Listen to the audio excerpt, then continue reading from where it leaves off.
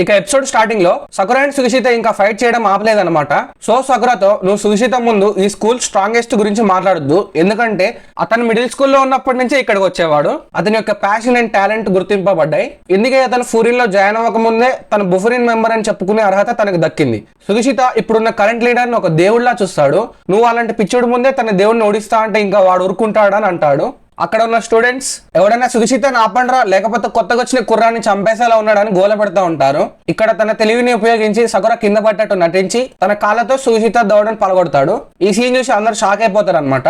తన గురించి తను డిసైడ్ చేసుకోలేని వాడు నన్ను డిఫీట్ చేస్తాడా, దాట్స్ ఇంపాసిబుల్ అని సకురా అంటాడు.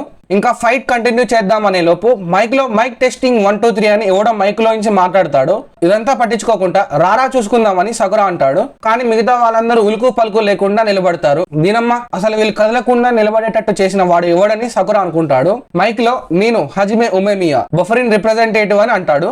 సో ఇతనన్నమాట ఫోరిన్ లో స్ట్రాంగెస్ట్ అని సకురా అనుకుంటాడు. కొంచెం సేపు మాట్లాడిన తర్వాత మీరు ఈ టౌన్ ని ప్రొటెక్ట్ చేయండి, మనకిచ్చిన పేరు బఫరిన్ అంటే ఈ టౌన్ కి ఈ స్కూల్ కి రక్షకులు, ఆ పేరుని నిలబెట్టుకోండి, ప్రజల యొక్క వస్తువులని వాళ్ళ నమ్మకాలని కాపాడండి, మీరు నమ్మిన దాన్ని ఏదైనా దాని మీద నిలబడండి, ఇక్కడ ఉన్న ఒకే ఒక్క రూల్ అది అని తన స్పీచ్ ని ముగిస్తాడు. ఇతని కళ్ళ ముందు లేకున్నా వీళ్ళు ఇంత రెస్పెక్ట్ ఇస్తున్నారు, స్ట్రాంగ్ అయితే ఇంత రెస్పెక్ట్ వస్తుందా, దీనమ్మ అసలు ఈ ఉమమియా అనేటోడు ఎవడని సకురా అనుకుంటాడు.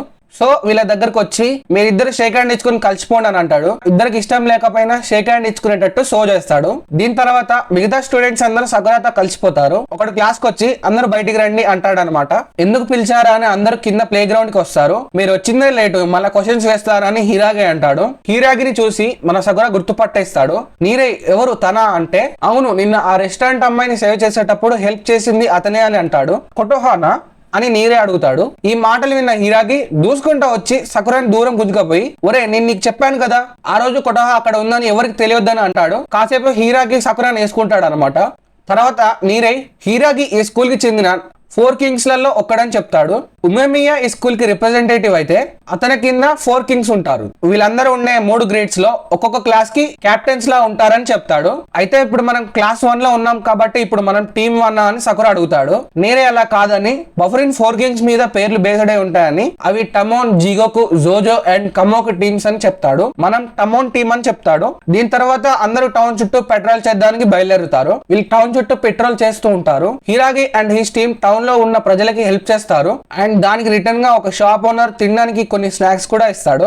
వీళ్ళు పెట్రోలింగ్ చేస్తూ ఒక బ్రిడ్జ్ లాంటి ప్లేస్ దగ్గరకు వచ్చి ఆగుతారు. ఇక్కడ నీరై ఈ గల్లీ దాటిన తర్వాత ఉండే ఏరియాని వేరే టీం మేనేజ్ చేస్తుంది. వాళ్ళ టీం పేరు షిషితోరెన్ అని అంటాడు.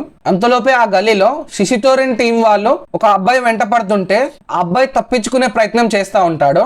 ఆ అబ్బాయి వేరే సైడ్ ఉన్నాడు కాబట్టి హీరాగి ఆ అబ్బాయిని కాపాడాలో వద్దో అర్థం కాక అయోమయంలో ఉంటాడు. హీరాగి ఏం చేయాలో ఆలోచించే లోపే సకురా అండ్ సుగిషిత ఇద్దరు ఫ్లైంగ్ కిక్ ఇచ్చి దొబ్బుతారు. షిషితోరెన్ టీం వాళ్ళు కింద పడ్డ వాళ్ళ టీమ్మేట్ ని ఒక్క కిక్ తోనే అవుట్ అయ్యేవారా అని ఎక్కిరిస్తూ ఉంటారు. అసలు ఏం జరుగుతుందా చూద్దామని షిషితోరెన్ కి చెందిన సెకండ్ ఇన్ కమాండ్ అయిన జో తొగామే అక్కడికి వస్తాడు. వీడిని చూసి అందరూ అలర్ట్ అయిపోతారు, ఒక్క మన సకురా తప్ప.